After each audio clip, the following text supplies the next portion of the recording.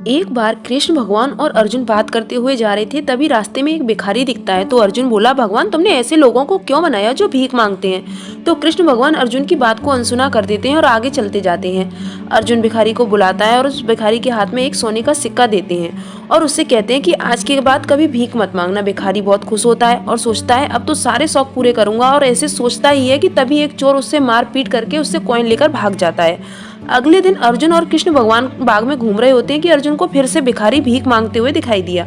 अर्जुन बोला, मैंने कल तुम्हें एक गोल्डन कॉइन दिया था, वो कहाँ है। तो भिखारी बोला कि एक चोर आया और उसने मुझे बहुत मारा और मुझसे कॉइन लेकर भाग गया।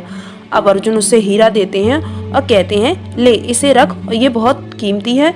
तो भिखारी खुश होकर हीरा लेकर सोचता है कि इसके बदले बहुत सारा धन लेकर मैं अपना घर बनाऊंगा और खूब ऐश मौज से रहूंगा। और ऐसा सोचते सोचते घर पहुंचता है। घर में उसे समझ में नहीं आता कि इसे कहाँ छुपा के रखूं। उसे वहाँ एक मटका दिखाई देता है और उसमें छुपा देता है, और अभी तक उसने किसी को बताया नहीं। अब उसकी पत्नी पानी भरने के लिए जाती है तो वो उस घड़े को उठा के ले जाती है। वो जैसे घड़े में पानी भरने के लिए घड़े को नदी के अंदर डालती है, हीरा निकलकर नदी में गिर जाता है। अब वो भिखारी फिर से भीख मांग रहा होता है। तो कृष्ण भगवान और अर्जुन वहीं बाग में पास में बात करते हुए चलते जाते हैं। तभी उन्हें फिर से वो भिखारी दिखाई देता है। अब अर्जुन उससे भिखारी से सारी बातें पूछता है तो वो भिखारी अर्जुन को सब बता देता है।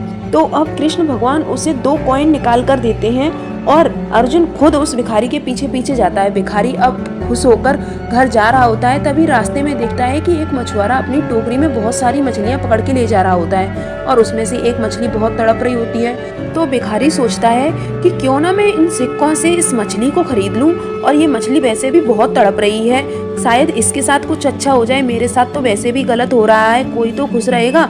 और वो सिक्के देकर उससे मछली खरीद लेता है, और मछली को जैसे ही वह नदी में डालता है उसके मुंह से हीरा निकलकर बाहर आ जाता है। और ये भिखारी इस हीरे को देखकर तेजी से चिल्लाने लगता है कि मिल गया मिल गया। इतनी देर में चोर वहां से जा रहा होता है जिसने उस भिखारी से कॉइन चोरी किया था।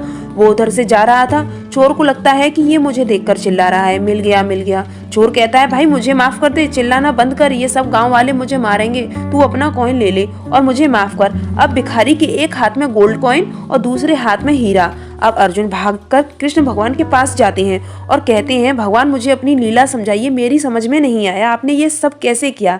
कृष्ण भगवान बोले कि तुमने उसे गोल्ड कॉइन दिया तो उसने खुद के बारे में सोचा, फिर तुमने उसे डायमंड दिया तो भी उसने अपने बारे में सोचा, और जब मैंने उसे 2 कॉइन दिए तो उसने अपने बारे में न सोचकर दूसरों के बारे में सोचा, इसलिए मैंने फिर उसके बारे में सोचा। इसलिए दोस्तों, जब तुम अपने बारे में सोचते हो तो तुम अपने तक ही सीमित रह जाते हो, और जब तुम दूसरों के बारे में सोचने लगते हो तो भगवान